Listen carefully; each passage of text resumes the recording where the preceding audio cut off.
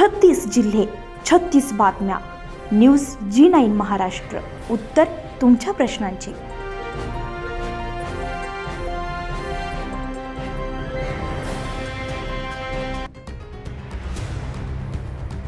मंगळवार दिनांक 2 जून 2026 रोजी राज्यभरातील RTO कार्यालयामध्ये कर्मचाऱ्यांच्या प्रलंबित मागण्यांकरिता शासनाचे लक्ष वेधण्यासाठी कर्मचाऱ्यांनी आज निदर्शनाचा कार्यक्रम आयोजित केला होता. त्या अनुषंगानं RTO विभागातील राज्यभरातील कर्मचारी आपापल्या कार्यालयासमोर निदर्शने करून शासनाचं लक्ष वेधून घेत होते. तर वरिष्ठ प्रशासकीय अधिकारी आणि प्रशासकीय अधिकारी या 23 पदांचे पदोन्नती प्रस्ताव कित्येक दिवसांपासून मंत्रालय स्तरावर प्रलंबित आहे. त्यामुळे कर्मचाऱ्यांचं आर्थिक आणि सामाजिक नुकसान होत आहे. कार्यालय अधीक्षक पदाचे सेवा प्रवेश नियम प्रलंबित असताना सेवा प्रवेश नियम तयार करण्यास प्राधान्य द्यावे.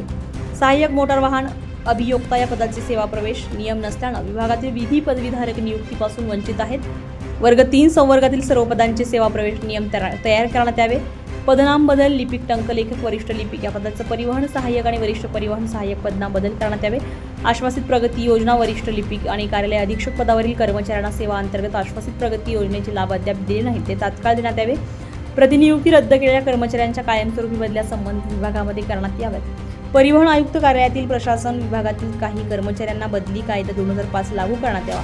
प्रशासनानं सकारात्मक भूमिका घेत तातडीने प्रलंबित प्रश्न निकाली काढावे, अन्यथा आंदोलन अधिक तीव्र करण्यात येईल असा इशारा देखील संघटनेच्या वतीने मोटार वाहन विभाग कर्मचारी संघटनेचे राज्य उपाध्यक्ष तथा अमरावती विभागाचे अध्यक्ष अनिल मानकर, अभिजित गावंडे, अक्षय राठोड, स्वप्नील खडसे, अमोल माटोडे, अनिल मेश्राम, आशिष माथुरकर, अरुण वाघमारे, ज्ञानेश्वरी काळे, अश्विनी चव्हाण, रश्मिता पवार, शारदा हेडाऊ, प्रतिभा ठाकरे, प्रीती डोंगरे, मिनल गिरे, वर्षा कोरटंगे, यशवंत रामटेके, देवानंद खंडारे, प्रवीण मोहळे, सोहम हेमने, प्रवीण तायवाडे, मनोज खोबरागडे, संजय चौधरी, जयसिंग राठोड, पराग जाधव, देवेंद्र कळमकर, शीला रणदिवे यांनी आदी कर्मचारी निदर्शनात सहभागी झाले होते.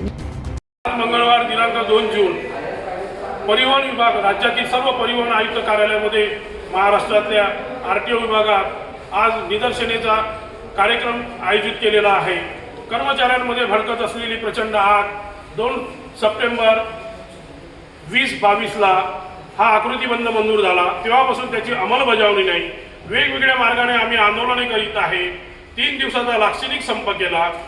माननीय परिवहन आयुक्त, माननीय परिवहन मंत्री, माननीय मुख्यमंत्री या राज्याचे या सर्वांना निवेदने देऊन आमच्याकडे बघण्याकरता यांना कोणालाही वेळ नाही.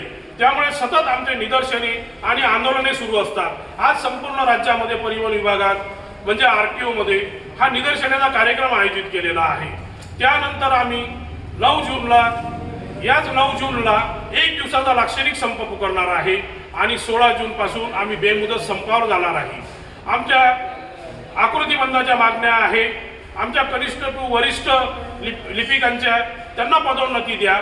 वरिष्ठ लिपिकांना कार्यासन अधिकारी म्हणून पदोन्नती द्या आणि जे कार्यालयीन अधीक्षक आहेत त्यांना प्रशासकीय अधिकारी म्हणून पदोन्नती द्या. ही पदोन्नतीची साखळी निरंतर राबविण्याकरिता कर्मचाऱ्यांमध्ये आज एकजूट होण्यासाठी सर्व कर्मचारी राज्यातले एकत्र आलेले आहे आणि प्रत्येक कार्यालयासमोर ते आज निदर्शने करीत आहे. निदर्शने करण्यामागे शासनाला लक्ष वेधण्याकरिता, शासनाला जाग आणण्याकरिता हा आज आम्ही कार्यक्रम आयोजित केलेला आहे आणि त्या अनुषंगाने आमचे टप्प्याटप्प्याने कार्यक्रम राहणार आहे. सेवानिवृत्त कर्मचारी होत आहे, त्यांना लाभ मिळत नाही. ते ज्युनियर क्लार्क म्हणून, सिनियर क्लार्क म्हणून ते रिटायर्ड होत आहे. तरी आमच्या विभागाला किंचितही त्यांच्याविषयी सद्भावना नाही आहे, कुठेतरी त्यांच्याविषयी माणुसकी नाही आहे. हे सर्व थांबविण्याकरिता आज कर्मचाऱ्यांना कुठल्याच पदावर पदोन्नती मिळत नाही आहे. निव्वळ आश्वासित. अरे त्यांचा स्वाभिमान कधी जागेल? जेव्हा तो वरिष्ठ पदावर बसेल तेव्हा त्याला स्वाभिमान वाटेल.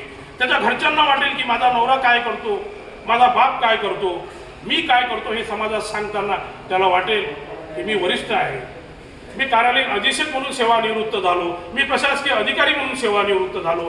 पण या विभागात ज्या पदावर लागले त्याच पदावर सेवानिवृत्त होण्याची जी मालिका सुरू आहे ती निरंतर मालिका आजही सुरू आहे.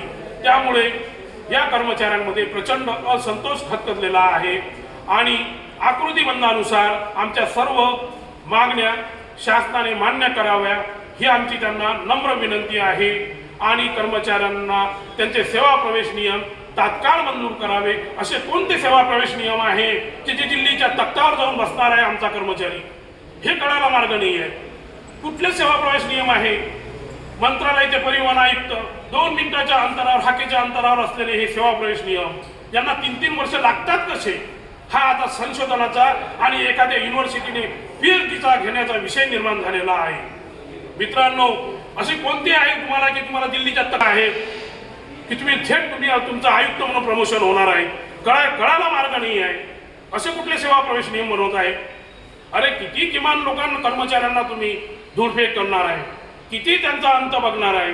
अरे तो भडकला म्हणजे तुम्हाला बसणे कठीण करून टाकेल. आता तरी सुधरा, नाही तर पुढचे दिवस तुमच्यासाठी फार वाईट येईल. हा निर्वाणीचा इशारा आज आम्ही या सर्वांच्या माध्यमातून देत आहे आणि शासनाला विनंती आहे, आमचा अंत बघू नका. आमच्या मागण्या मान्य करा. आकृतीबंधानुसार आम्हाला पदोन्नतीचे लाभ मिळवून द्या आणि आमचे जे काही सेवा प्रवेश नियम असेल, जे काही तुम्ही विलंब केला असेल तो आता भविष्यात करू नका. जर करत असाल तर त्याचे परिणाम तुम्हाला भोगावे लागेल, हा सुद्धा इशारा देत आहे. म्हणून सरतेशेवटी तुम्हाला विनंती आहे या पारची की मानवतेच्या दृष्टिकोनातून कर्मचाऱ्यांकडे बघा आणि त्यांचे सेवा प्रवेश नियम तात्काळ मंजूर होण्याच्या मार्गावर लावा, ही आम्ही विनंती करीत आहे. जय परिवहन. न्यूज 9 महाराष्ट्रासाठी नंदकिशोर मते, तिवसा.